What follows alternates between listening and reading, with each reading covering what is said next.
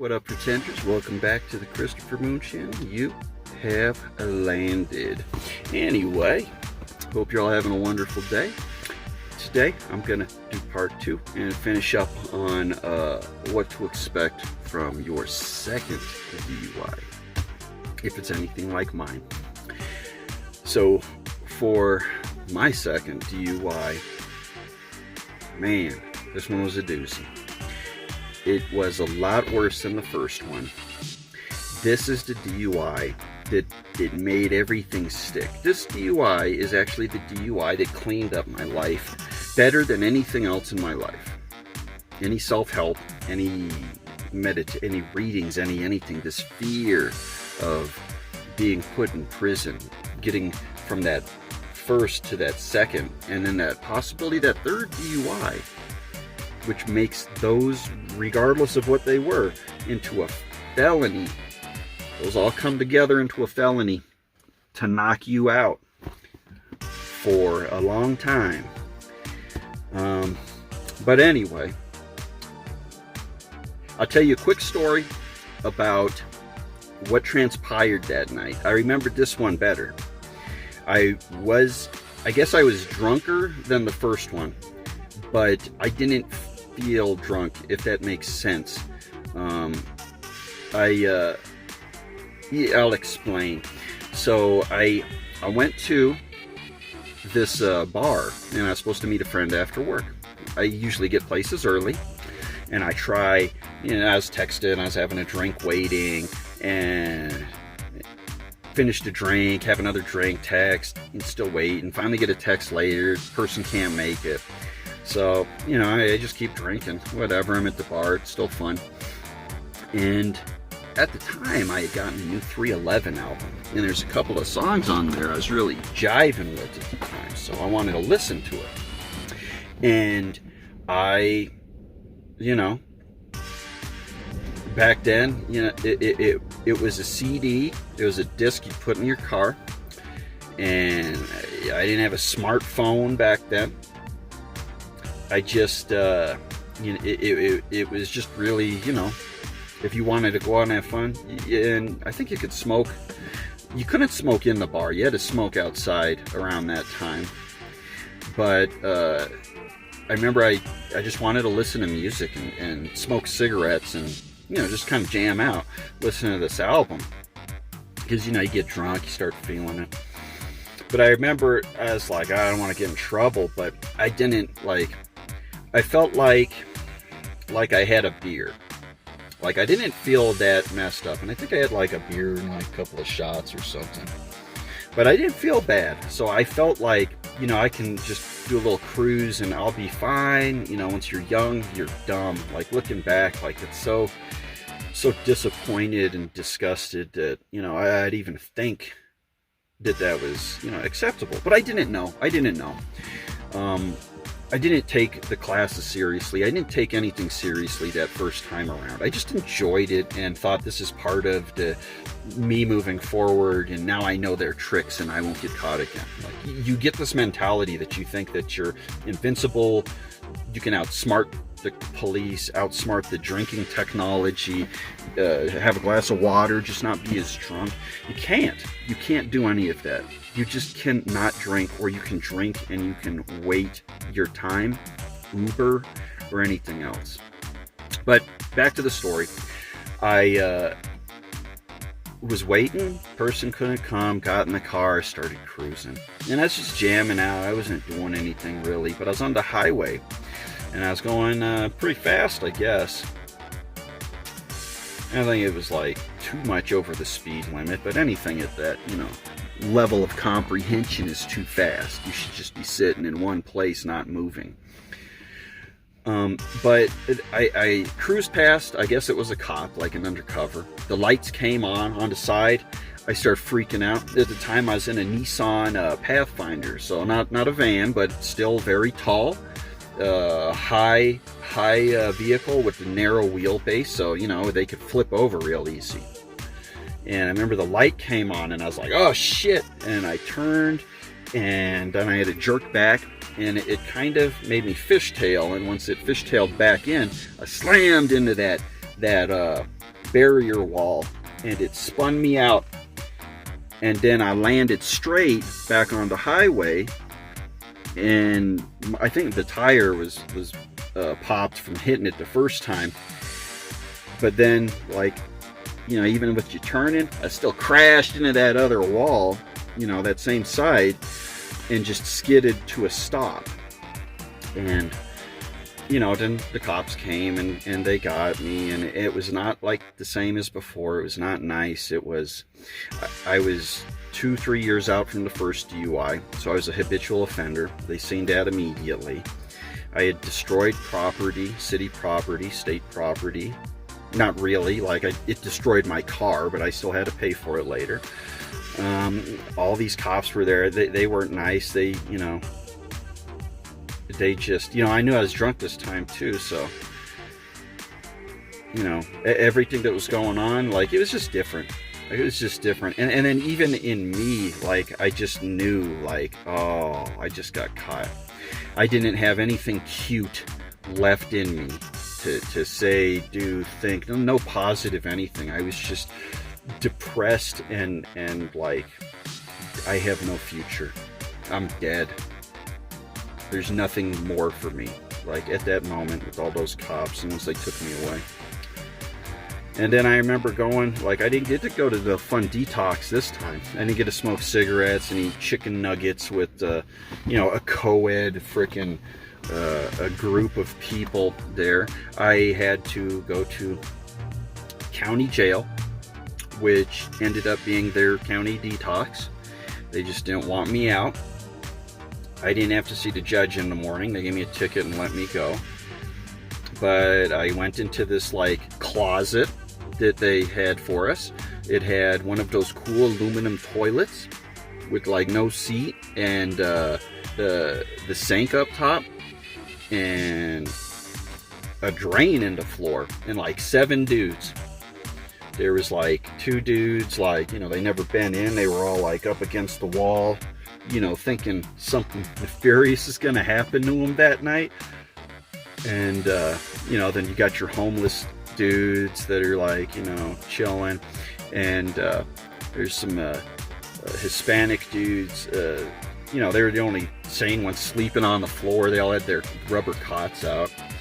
Those other dudes were like making a little barrier around himself, a little fort out of those little rubber cots. I was like, nah, god dang it.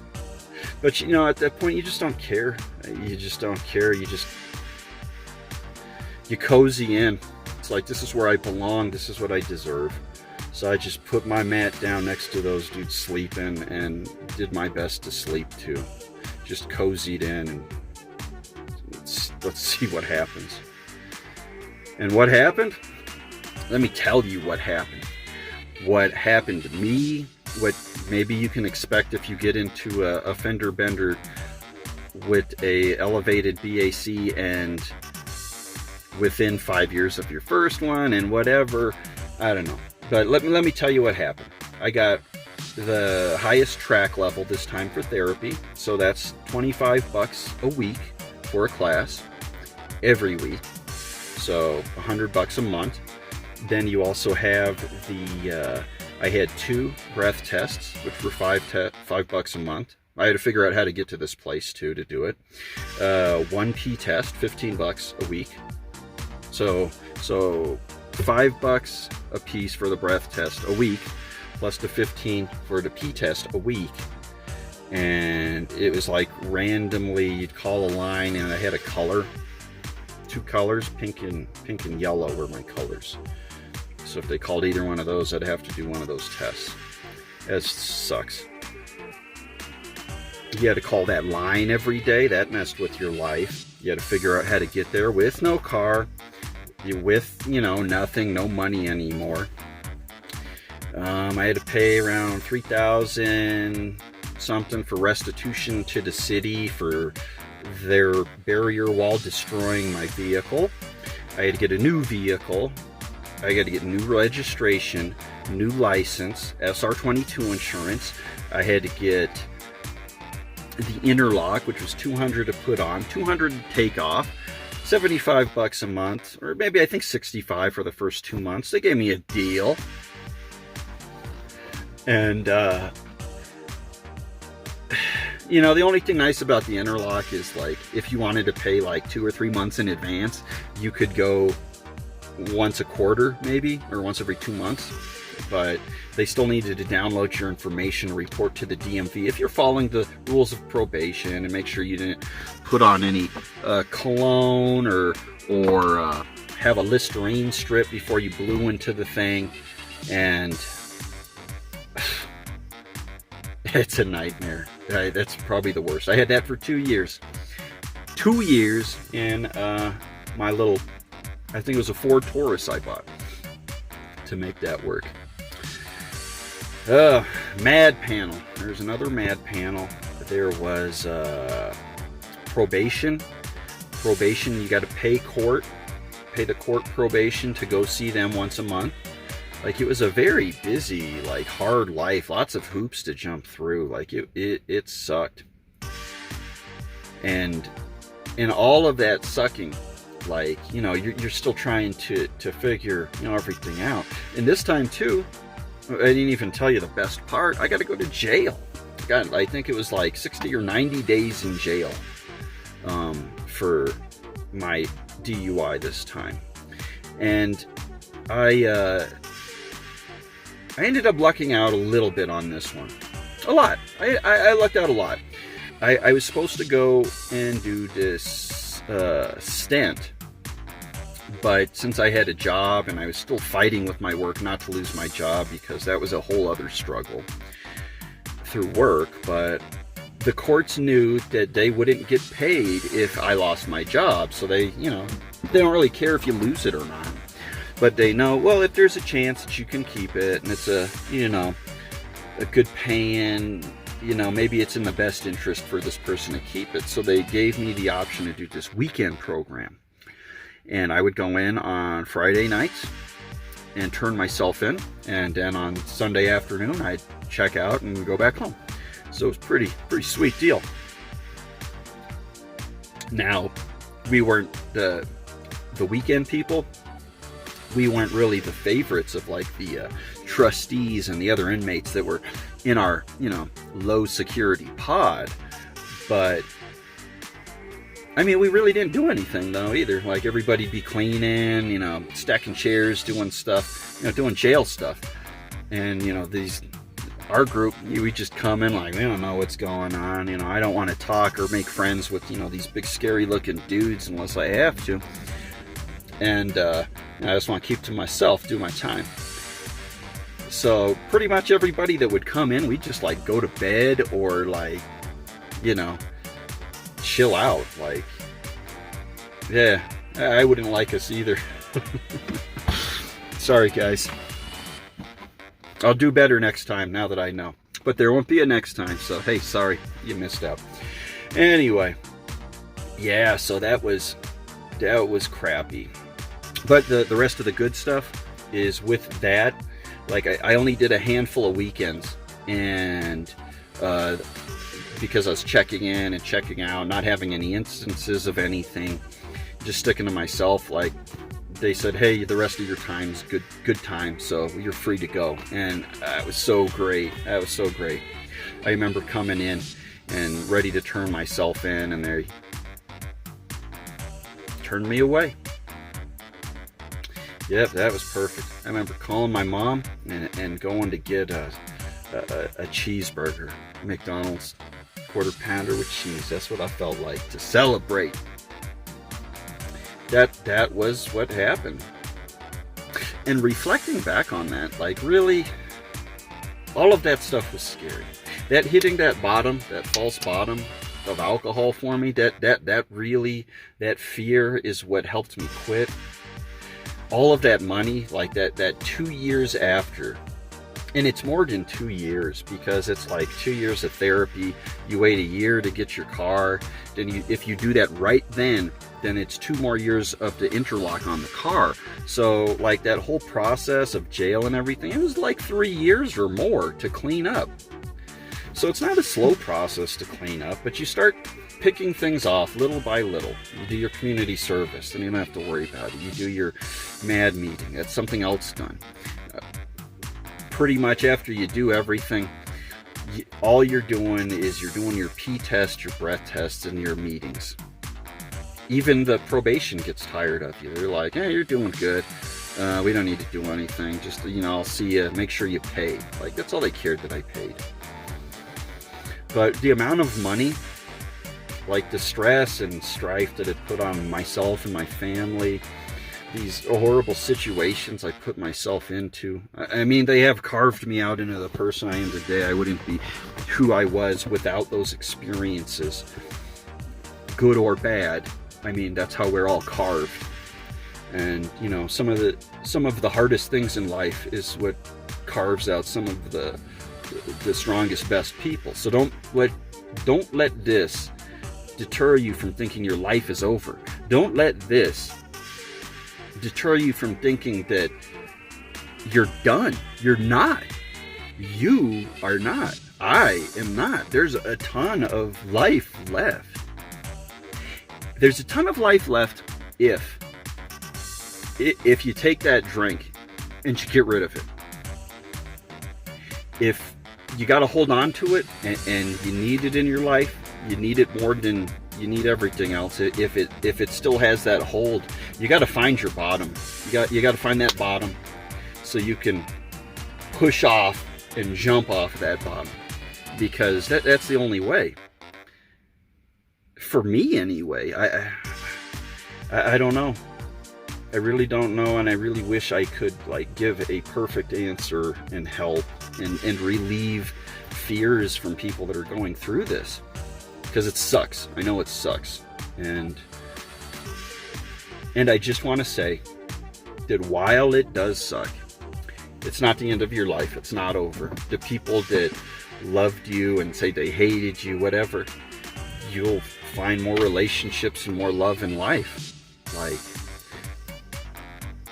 There's just so much more. If something bad happened, I hope nothing bad happened. But if it did, you can go make amends in every way you can, any way you can. Do your time. Do what you got to do.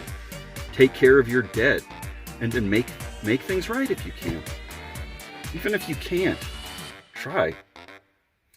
And hopefully that's not the case. And if you can't try, if nobody wants it, then that's all you can do. Just live better, be better, do better. And I know you can, because you are better. Everybody in this room is better. And if you're not, just keep on pretending like me. Pretend that you're better until you are, because we all are. We're all the best. We got a little crust around the edges that we got to work off, but we're all perfect underneath. We just got to find that perfect being, that perfect person inside. Just got to get through the mistakes, get through our lessons, and find out what it's all about. I think it's about love. I love you guys. Hey, till next time. See ya. I'm gonna keep pretending. I hope you do too. Talk to you later.